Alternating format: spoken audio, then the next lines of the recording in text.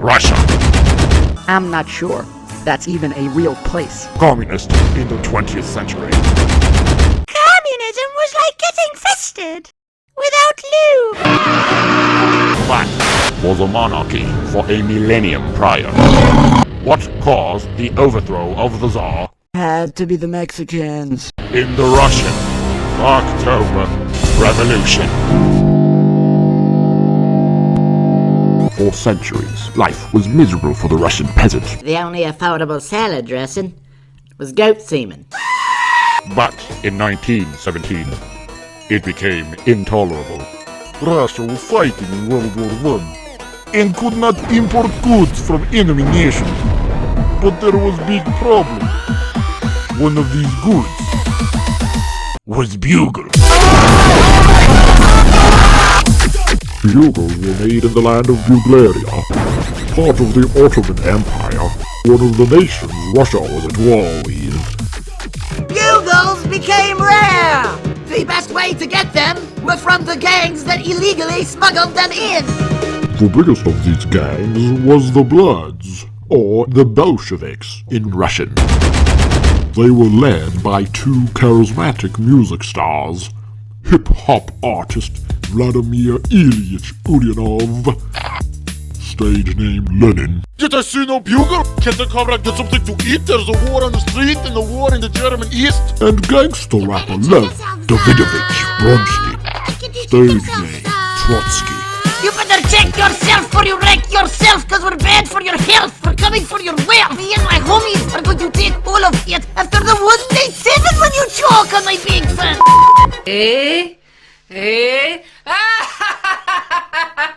Draped in red and flashing specific hand gestures, the two traveled the countryside using their music to highlight the injustices facing the poor.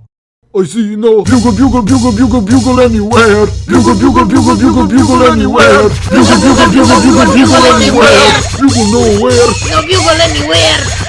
Even though the Bolsheviks may have promoted good causes, they were still gangsters. Lenin and Trotsky were eating at Chuck E. Cheese one time, when the mascot said Trotsky's hair looked like pubes. So he and Lenin tackled the guy and chopped his balls off. Fearing the violent rise of gang rule, the Tsar had little option other than cutting off their money supply. He officially banned bugles. When the bugles are no more, the people go to war. I feel bad for those poor bugleless Russians. I would have liberated them so hard. Thousands of protesters surrounded the Tsar's castle. Nearly 11 pigs were wounded in the riot. In an effort to quell the public outrage, Tsar Nicholas II announced a patriotic alternative made locally in Russia. Bagel chips. Bagel chips? We don't want no bagel chips! Unable to take this oppression any longer, a group of protesters led by German mercenary Heinrich Heinz stormed the castle gate, killing 57 guards. Heinz recalled, The bloody guards look like fried potato, covered in a tomato sauce.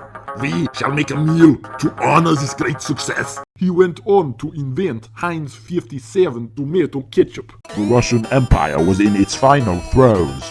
There was only one thing Tsar Nicholas could do now. He summoned his level 99 wizard, Rasputin. Rasputin had been chained in the castle dungeon for the past 700 years after accidentally fathering Genghis Khan. He jumped to the front of the stampeding crowd and shouted, You shall not pass. "Everybody stop!" You shall love bagel chips. With his hypnotic eyes, Rasputin cast a spell on the crowd, making them chant about how much they loved bagel chips. Mr. Rasputin, give me bagel chips. They are so good and taste delicious. Lenin and Trotsky's hip-hop music had no effect on breaking everyone's trance. Rasputin's raw sex appeal gave him an especially strong hold on the women. I'd eat a bagel chip for him. The Bolsheviks needed a smooth, sultry voice to woo the ladies. Enter Joseph Stalin. In the empire, the Russian empire, no bugles are in sight. In the empire, the Russian empire, no bugles are tonight. Oh,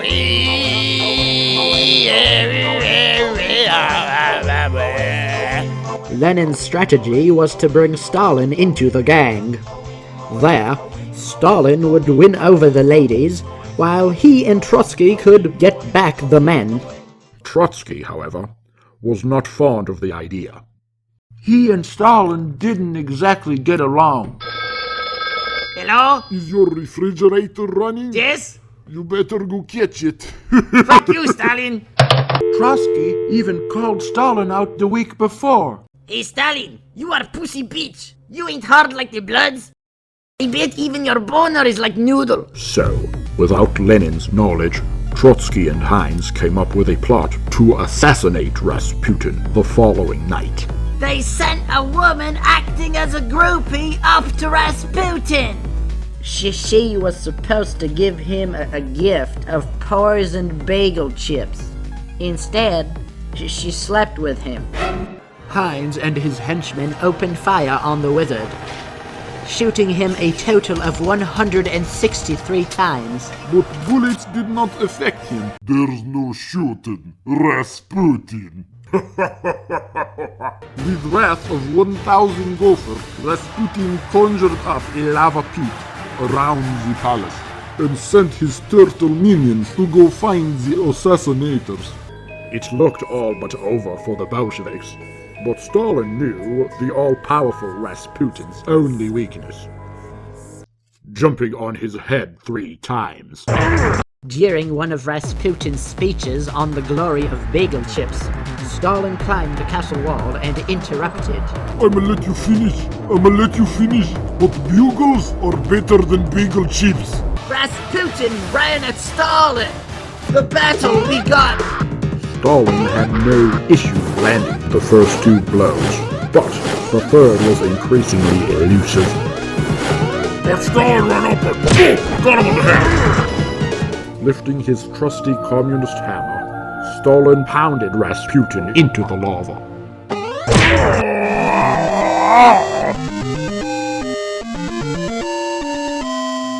Some say he died that day. Others say he merely took on a different form, waiting to get his revenge later. The Bolsheviks stormed the castle and began their reign of communism, all the while singing their victory song. Started at the bottom, comrades. Started at the bottom, now we here. Started at the bottom, baby. Started at the bottom, now we here. The rapper Drake remade this song years later. He even named his record label October's Very Own to honor this revolution. For Trotsky, there was one last thing he needed to do. Earlier, he promised to kill the Tsar by fellatio. After intercepting the Tsar, he blew a load rivaling that of Mount Vesuvius into his mouth, killing him. Real OG. The empire was no more. As for the 3 revolutionaries, the future of their new communist country looked bright. But the battle over who will rule it had just begun. Find out who gets to be the glorious leader and who gets an ice pick in the face. On totally legit facts. As I walked through the castle, I let out a cold breath, took a look at our flag, and realized that we're the best. Life seems different that we're number 1, that even a peasant votes in an election. Been spending most our lives trying to build a commie paradise. Been using most our time trying to rid of capitalist swine.